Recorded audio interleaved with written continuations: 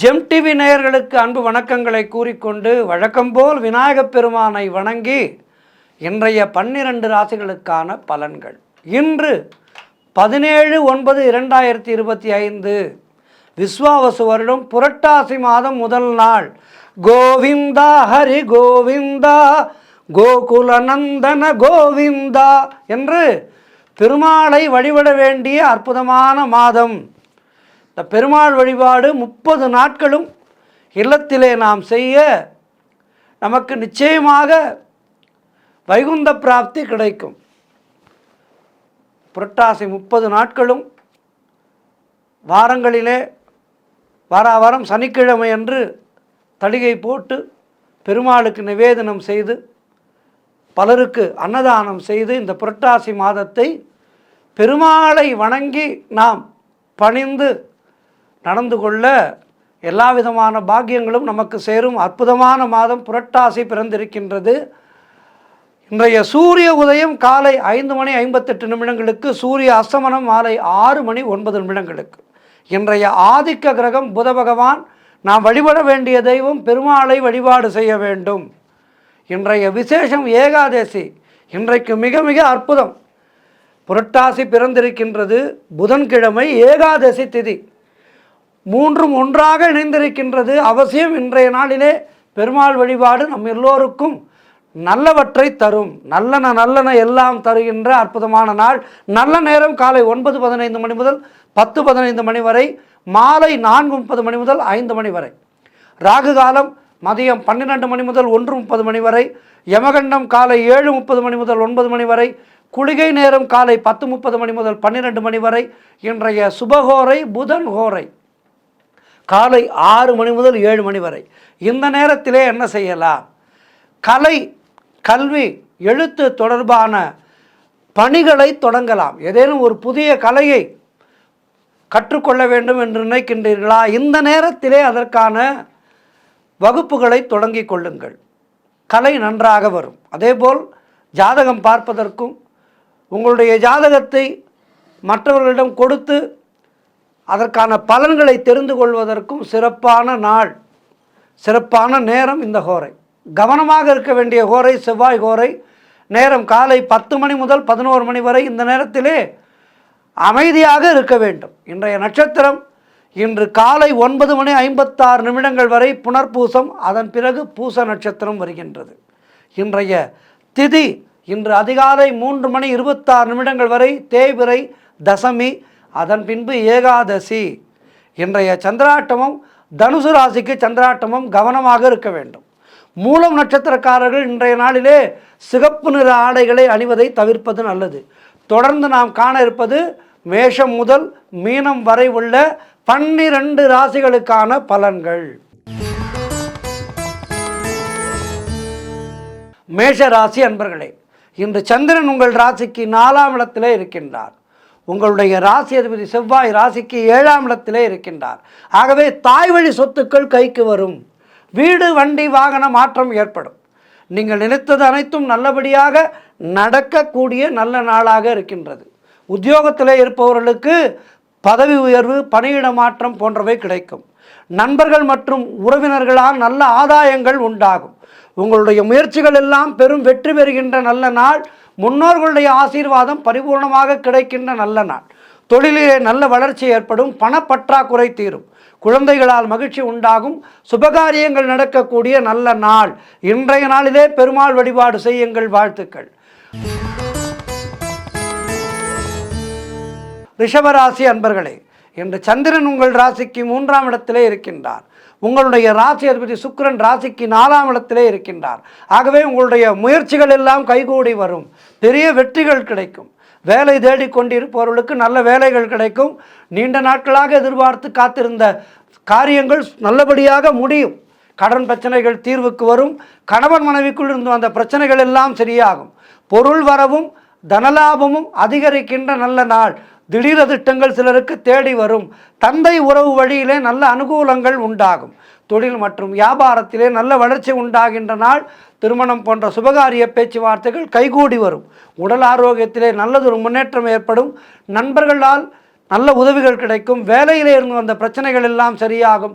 சிறப்பான நாள் இது. இன்றைய நாளிலே பெருமாள் வழிபாடு செய்து மேலும் நற்பலன்களை பெறுங்கள். வாழ்த்துக்கள்.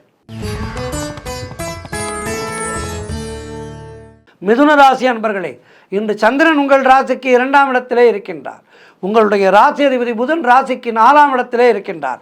ஆகவே பொருளாதாரம் திருப்திகரமாக இருக்கும். திருமணம் போன்ற சுபகாரிய பேச்சுவார்த்தைகள் இனிதே முடியும். உறவினர்களோடு இருந்து வந்த மன வருத்தங்கள் எல்லாம் தீரும். தொழில் மற்றும் வியாபாரத்திலே சிறப்பானதொரு முன்னேற்றம் ஏற்படும். அலுவலகத்திலே இருந்து வந்த நெருக்கடிகள் குறையும். வேலை தேடிக் கொண்டிருப்பவர்களுக்கு நல்ல வேலை கிடைக்கும். பிள்ளைகளால் பெருமை ஏற்படும். வாழ்க்கை துணையால் மகிழ்ச்சி உண்டாகும். பழைய பாக்கிகள் வசூலாகின்ற நல்ல நாள். காரிய வெற்றிகள் உண்டாகும். கூட்டுத் தொழிலிலே நல்ல லாபங்கள் ஏற்படும். சிறப்பான நாள் இது. பெருமாள் வழிபாடு செய்யுங்கள். வாழ்த்துக்கள். கடகராசி அன்பர்களே, இன்று சந்திரன் உங்கள் ராசியிலேயே இருக்கின்றார். ஆகவே பணவரவு அதிகரிக்கும். பொருளாதாரம் திருப்திகரமாக இருக்கும். தொட்டதெல்லாம் பொன்னாகக்கூடிய நல்ல நாள். கடன் பிரச்சனைகள் தீர்வுக்கு வரும். அலுவலகத்திலே புதிய பொறுப்புகள் வேலை பளுவை ஏற்படுத்தும். வெளியூர் பிரயாணங்கள் வெற்றியை தரும். வேலை தேடிக்கொண்டிருப்பவர்களுக்கு நல்ல வேலைகள் கிடைக்கும். நண்பர்கள் மூலம் அனுகூலங்கள் உண்டாகும். மனம் உற்சாகமாக காணப்படக்கூடிய நல்ல நாள். நீண்ட நாட்களாக குழந்தை பாக்கியத்திற்காக காத்திருப்பவர்களுக்கு சந்தான பிராப்தி உண்டாகும். முயற்சிகள் அனைத்தும் பெரும் வெற்றிகளை தருகின்ற நல்ல நாள். பெருமாள் வழிபாடு செய்யுங்கள். வாழ்த்துக்கள். சிம்மராசி அன்பர்களே, இன்று சந்திரன் உங்கள் ராசிக்கு 12ஆம் இடத்திலே இருக்கின்றார். உங்களுடைய ராசி அதிபதி சூரியன் ராசிக்கு 2ஆம் இடத்திலே இருக்கின்றார். ஆகவே வெளிநாடு செல்கின்ற வேலைகள் நல்லபடியாக முடியும். தொழில் சம்பந்தமான புதிய கடன் எதுவும் இன்றைய நாளிலே வாங்காதீர்கள். தேவையில்லாமல் மற்றவர்களுடைய விஷயங்களிலே தலையிட வேண்டாம். வீண் வாக்குவாதங்களை எல்லாம் தவிர்க்க வேண்டிய நாள். மேலதிகாரிகளால் அலுவலகத்திலே நெருக்கடிகள் உண்டாகும். பொருளாதாரம் நெருக்கடியாக இருக்கின்றது. நண்பர்கள் மூலம் அனுகூலங்கள் உண்டாகும். உத்தியோக உயர்வும் பணியிட மாற்றமும் ஒரு சிலருக்கு கிடைக்கும். உடல் ஆரோக்கியத்திலே எச்சரிக்கையாக இருக்க வேண்டும். சுப செலவுகள் உண்டாகின்ற நல்ல நாள். இன்றைய நாளிலே வேலை பளு அதிகமாக இருக்கும். பெருமாள் வழிபாடு செய்யுங்கள். வாழ்த்துக்கள். கன்னிராசி அன்பர்களே, இன்று சந்திரன் உங்கள் ராசிக்கு 11ஆம் இடத்திலே இருக்கின்றார். உங்களுடைய ராசி அதிபதி புதன் ராசியிலேயே இருக்கின்றார். ஆகவே நண்பர்கள் மூலம் நல்ல அனுகூலங்கள் உண்டாகும். எதிர்பார்த்த பணம் கைக்கு வரும். பொருளாதாரத்திலே பெரும் வளர்ச்சி உண்டாகும். காரிய தடைகள் எல்லாம் விலகும். உடல் ஆரோக்கியத்திலே நல்ல முன்னேற்றம் உண்டாகும். வீடு வண்டி வாகன மாற்றம் ஏற்படும். குழந்தைகளால் பெருமை ஏற்படும். எடுக்கின்ற முயற்சிகளிலே பெரும் வெற்றி கிடைக்கும். குடும்ப ஒற்றுமை சந்தோஷத்தை தரும். சுபகாரியங்கள் நடக்கக்கூடிய நல்ல நாள். தொழிலிலே நல்ல முன்னேற்றம் ஏற்படும். புதிதாக வேலை தேடிக்கொண்டிருப்பவர்களுக்கு நல்ல வேலை கிடைக்கும். உழைப்புக்கேற்ற ஊதியம் கிடைக்கின்ற அற்புதமான நாள். பெருமாள் வழிபாடு செய்யுங்கள். வாழ்த்துக்கள். துலாம் ராசி அன்பர்களே, இன்று சந்திரன் உங்கள் ராசிக்கு 10ஆம் இடத்திலே இருக்கின்றார். உங்களுடைய ராசி அதிபதி சுக்கிரன் ராசிக்கு 11ஆம் இடத்திலே இருக்கின்றார். ஆகவே தொழிலிலே நல்ல முன்னேற்றங்கள் உண்டாகும். தாய் வழி சொந்தங்களின் உதவிகள் எல்லாம் கிடைக்கின்ற நல்ல நாள். கணவன் மனைவிடையே நல்லதொரு ஒற்றுமை ஏற்படும். மனக்குழப்பங்கள் எல்லாம் தீரும். உங்களுடைய முயற்சிகள் கைகூடும். கடன் தொல்லைகள் விலகும். திருமணம் போன்ற சுபகாரிய பேச்சுவார்த்தைகள் இனிதே முடியும். உடல் ஆரோக்கியம் சிறப்பாக இருக்கும். வீடு கட்டுவதற்கான முயற்சிகளிலே பெரும் வெற்றி கிடைக்கும். பொருளாதாரம் திருப்திகரமாக இருக்கும்.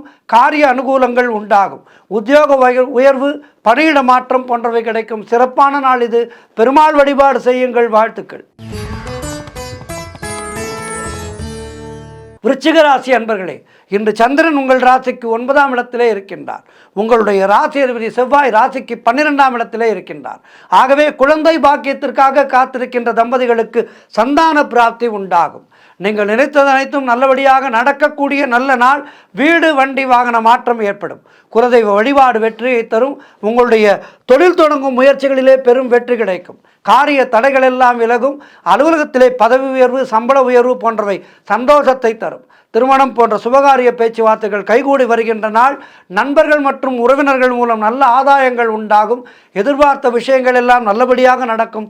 சிறப்பான நாள் இது. இன்றைய நாளிலே பெருமாள் வழிபாடு செய்து மேலும் நற்பலன்களை பெறுங்கள். வாழ்த்துக்கள்.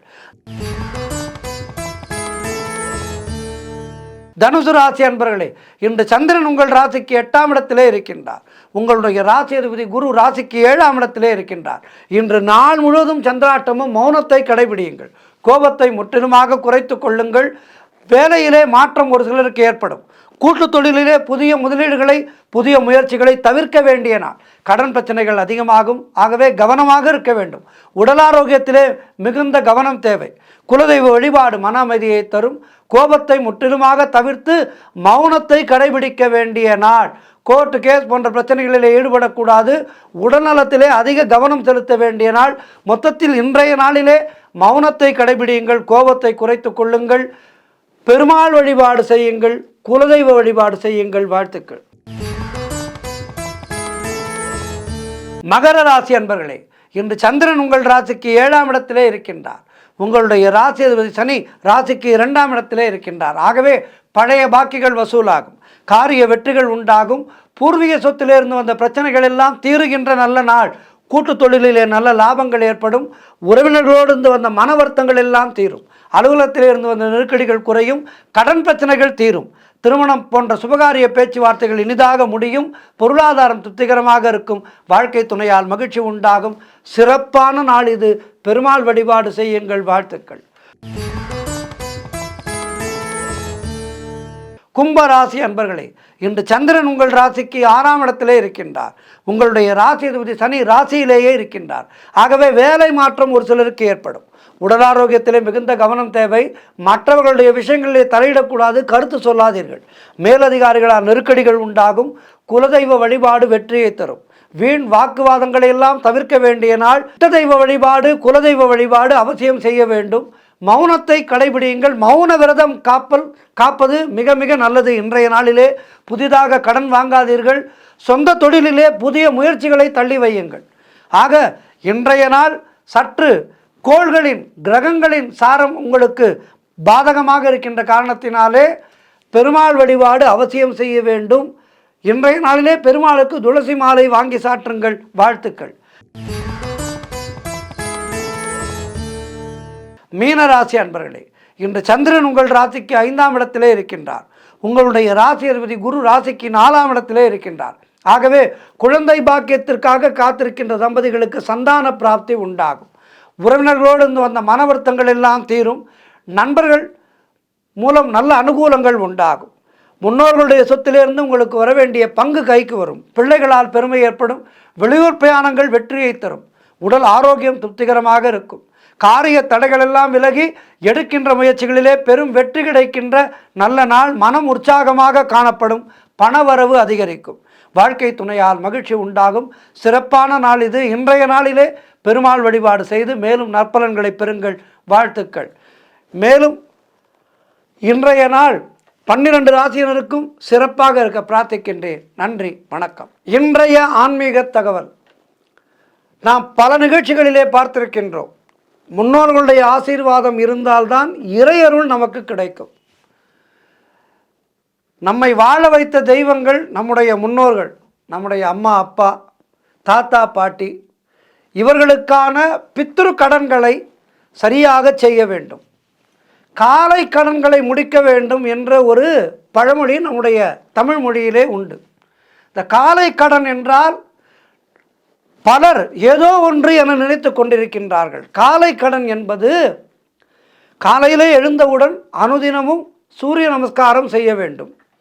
முன்னோர்களை நினைக்க வேண்டும். அமாவாசை போன்ற தினங்களிலே அவர்களுக்கான தர்ப்பணங்களை கொடுக்க வேண்டும். இதனை நாம் மிகச்சரியாக தவறாமல் செய்ய வேண்டும். இதைத்தான் காலை கடன் என்று நம்முடைய முன்னோர்கள் சொன்னார்கள். ஆகவே தர்ப்பண தினங்களிலே குறிப்பாக இந்த மகாலய பட்சம், தை அமாவாசை, மகாலய அமாவாசை, ஆடி அமாவாசை போன்ற தினங்களிலே முன்னோர்களுக்கான தர்ப்பணங்களை தவறாமல் கொடுக்க வேண்டும். இப்போது மாலய பட்சம் நடைபெற்று கொண்டிருக்கின்றது. இந்த மாலய பட்சம் இந்த 15 நாட்களும் முன்னோர்களை நினைத்து அனுதினமும் தர்ப்பணம் செய்வது என்பது நல்லது.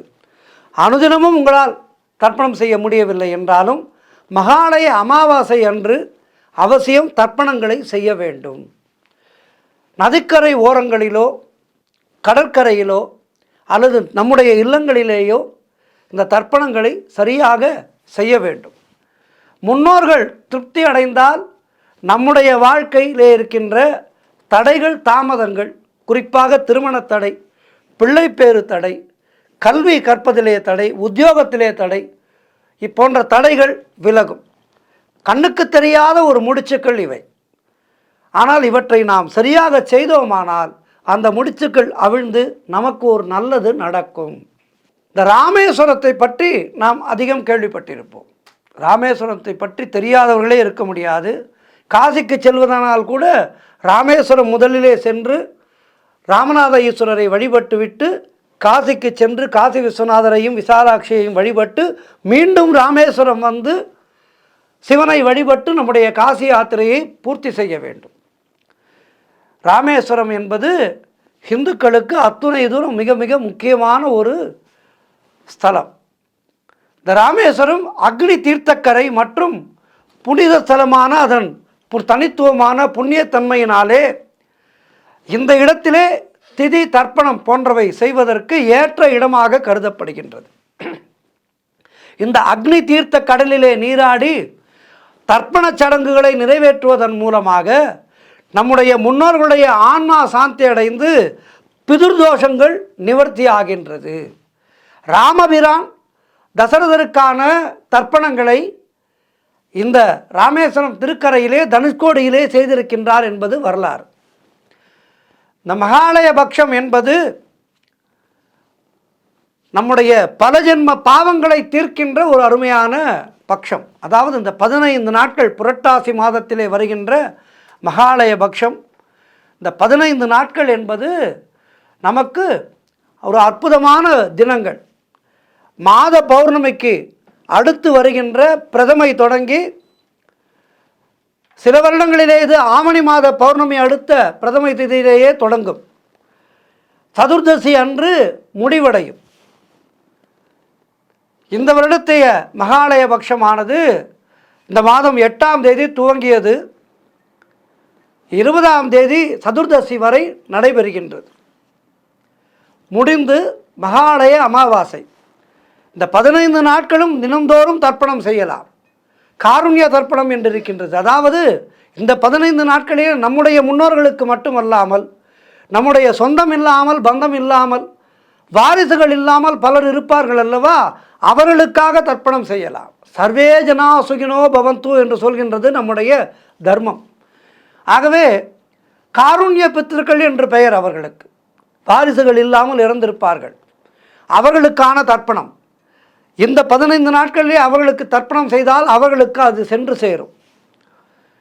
இந்த நாம் கொடுக்கின்ற அந்த நீரை பெற்றுக்கொண்டு நமக்கு ஆசீர்வாதங்களை செய்து அவர்கள் பிதுர்லோகம் செல்வார்கள். ஆகவே இப்படிப்பட்ட அற்புதமான காலமான இந்த காலத்தை பயன்படுத்தி கொண்டு நாம் என்ன செய்ய வேண்டும்? முறையாக தர்ப்பணங்களை செய்து முன்னோர்களுடைய ஆசீர்வாதங்களை பெற்றுக்கொண்டு நம்முடைய கிரகதோஷங்கள் நீங்குவதற்கான ஒரு வழியை பெற வேண்டும்.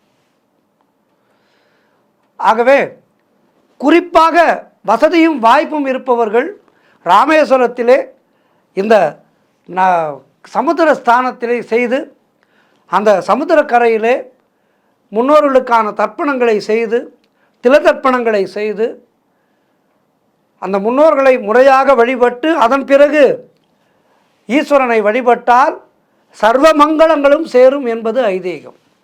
இதனை தவறவிடாமல் அனைவரும் செய்து பித்திருக்களுடைய ஆசீர்வாதங்களை பெறுவோம், இறைவனுடைய ஆசீர்வாதங்களை பெறுவோம்.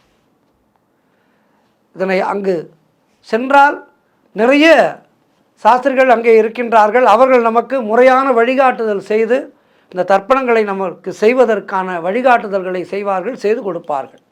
ஆகவே இவற்றையெல்லாம் செய்து சுபகாரிய தடை, வாரிசு தடை, தீராத நோய், திடீர் விபத்துகள், துர்மரணங்கள் இவற்றுக்கெல்லாம் காரணமாக இருக்கின்ற பிதுர்தோஷத்தை நாம் அனைவரும் பிதுர்தோஷத்தை நீக்கி அதற்கான பரிகாரங்களை செய்து நல்லபடியாக வாழ்வோம். தென்புலத்தார் தெய்வம் விருந்தொக்கல் தானென்றாங்கு ஐம்புலத்தாறு ஓம்பல் தலை என்றார் வள்ளுவ பெருந்தகை. ஆகவே வாழ்ந்து மறைந்தோரை நினைவு கூறுதலும் தெய்வத்தை போற்றுதலும் விருந்தோம்புதலும் சுற்றம் பேணுதலும் ஆகிய இல்வாழ்க்கை மேற்கொண்டவனுக்குரிய கடமைகளை நிறைவேற்ற ஒருவன் தன்னை நிலைப்படுத்தி கொள்ள வேண்டும் என்கின்றார் வள்ளுவ பெருந்தகை. ஆகவே அப்படிப்பட்ட வள்ளுவ பெருந்தகை சொன்ன அந்த நல்லவைகளை எடுத்துக்கொண்டு பிதுர்தோஷங்கள் நீங்கி பிதுர் தர்ப்பணங்களை சரியாக செய்து மகாலய பட்சத்தின் முடிவிலே வருகின்ற மகாலய அமாவாசை அன்றைக்கு நாம் இந்த தர்ப்பணங்களை முறையாக செய்து நம்முடைய முன்னோர்களுடைய அருளையும் ஆசியையும் பெற்று நலமாக வாழ்வோம். நன்றி, வணக்கம்.